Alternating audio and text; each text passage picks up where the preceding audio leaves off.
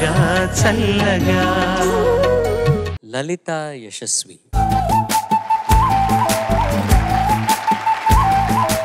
నువ్వు చూస్ చేసుకున్న సాంగ్ వివరాలు చెప్పేసి. నేను ఇప్పుడు పాడబోయే పాట ఎవరో చూడాలి. పాట పాడేసి తర్వాత వివరాలు మాట్లాడు. Okay sir. All the best. Thank you sir.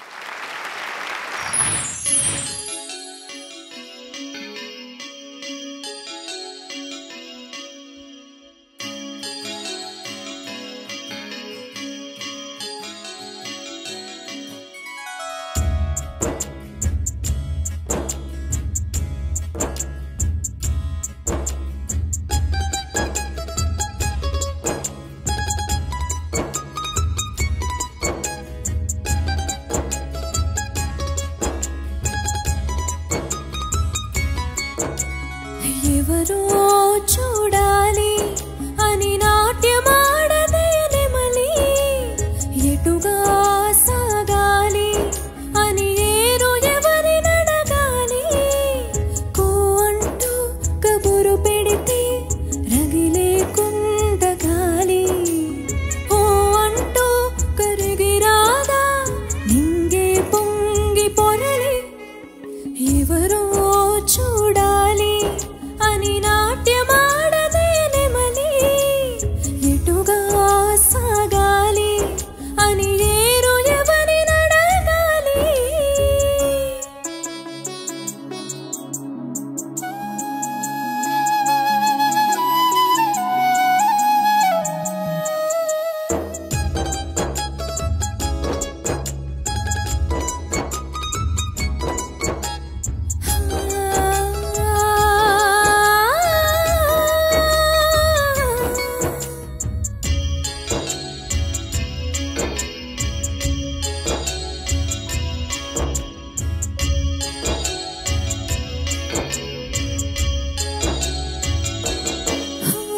తనలో చినుకే బరువై కరిమప్పే వదిలినా, చెరలో కొనుకే కరువై కనవరమే తరిమినా. వనమే నన్ను తన ఒడిలో అమ్మై పొదువుకున్నదని, పసిపాపల్లె కొమ్మలలో ఉయ్యాలోపుతున్నదని, నెమ్మదిగా నామదికి నమ్మకం అందించేదెవరు. ఎవరో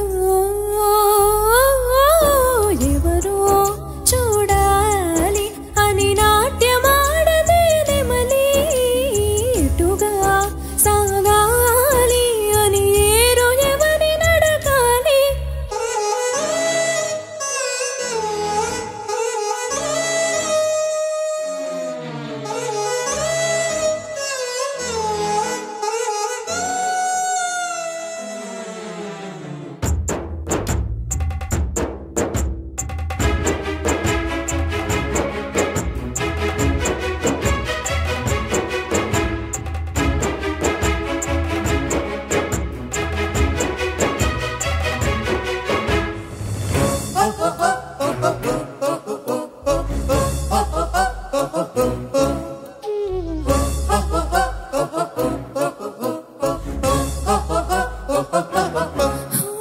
వరసే కలిపే చనువై నన్ను తడిమే పూలతో, కనులే తొడిచే చనుమై తలని మిరే చాలితో. ఎప్పుడో కన్న తీపి కళ ఎదురవుతుంటే తీపి కళ, శిలలో ఉన్న శిల్పకళ నడకే నేర్చుకున్నదిలా. తుందడుకో ముందడుకో సంగతి అడిగే వారెవరు. ఎవరో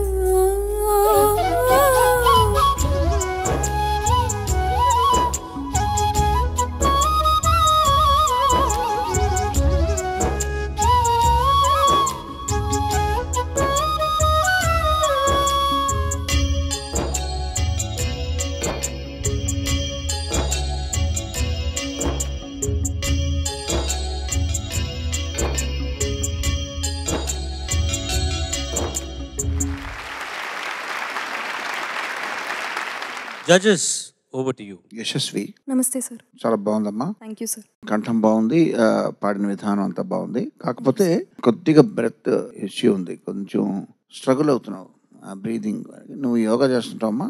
లేదు సార్, అలవాటు. యోగా ట్రై చేసి చూడు. కొంచెం బ్రీదింగ్ కెపాసిటీ, హోల్డ్ చేసే కెపాసిటీ పెంచుకున్న కొద్దీ కూడా ఇట్లాంటి పాటలు ముఖ్యంగా పాడేటప్పుడు కొంచెం ఎనర్జీ స్పెండ్ అవుతుంది కదా. బట్ ఫర్ దట్ నాకు మొత్తం అంతా ఫ్లాలెస్గా అనిపించింది. Thank you sir. చాలా చక్కగా పాడావు. Thank you so much sir. Yashasvi, ఎంత నచ్చిందో నీ గొంతు, నాకు థ్యాంక్ చెప్పలేను. You ma'am. ఎంత మధురంగా ఉందో, సేమ్ టైం ఎక్స్ప్రెషన్ పలుకుతోంది, థ్యాంక్ యూ మ్యామ్. అండ్ మంచి ఒదుగుంది, హై నోట్స్ బాగున్నాయి. ఇంకేం కావాలి? You're a fabulous singer. Thank you so much. Welcome to Padutha Theeyaga. Thank you so much. Yashasvi, నమస్తే చాలా సార్. బాగా పాడావు. నమస్తే. మంచి అభినందనలు అందుకున్నావు. పాట అంతా చాలా బాగా పాడావు. ముఖ్యంగా ఈ పాట నువ్వు సొంతం చేసుకున్న విధానం నాకు బాగా నచ్చింది. Thank you sir. పాట పూర్తిగా నీ సొంతం అయిపోయింది, నీదే అన్న భావనతో పాడావు. ముఖ్యంగా నాకు చరణంలో శాస్త్రి గారు రాసిన అద్భుతమైన భావాలు. కరిమబ్బు బరువైందని చెప్పేసి చినుకును వదిలేస్తే అది అనాథ కాలేదంట. వనం తనను ఒడిలో అమ్మలాగా పొదువుకుంది, కొమ్మల ఊయలలో ఊయలూపిందంట. కొమ్మల ఊయలలో ఊయలూపిందంటుంది. అంటే సృష్టిలోని ప్రతి అణువుని కవి ఎంత జాగ్రత్తగా పరిశీలన చేస్తాడో చూసారా. కవికి ఎప్పుడు రెండు కళ్ళు ఏంటంటే, ఒకటి అధ్యయనం, మరొకటి అనుశీలనం. అధ్యయనం అంటే చదవడం, అనుశీలనం అంటే చుట్టుపక్కల ఉన్నదాన్ని ప్రతిదాన్ని చదవటం.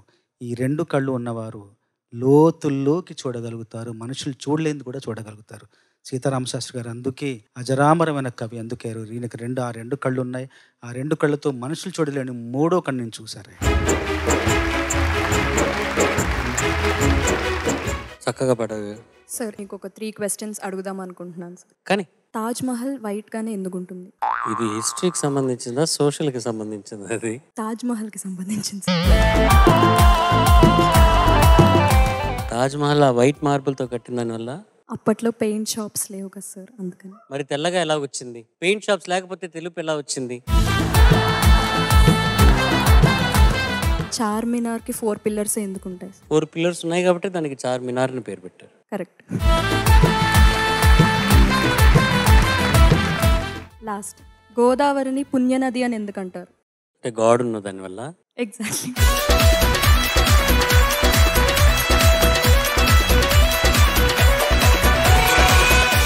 నా ఇంటలెక్ట్ అలా పెరిగిపోతుంది సీజన్ 26కి. ఆ రోజు క్లాస్ అటెండ్ అయ్యారు మీరు.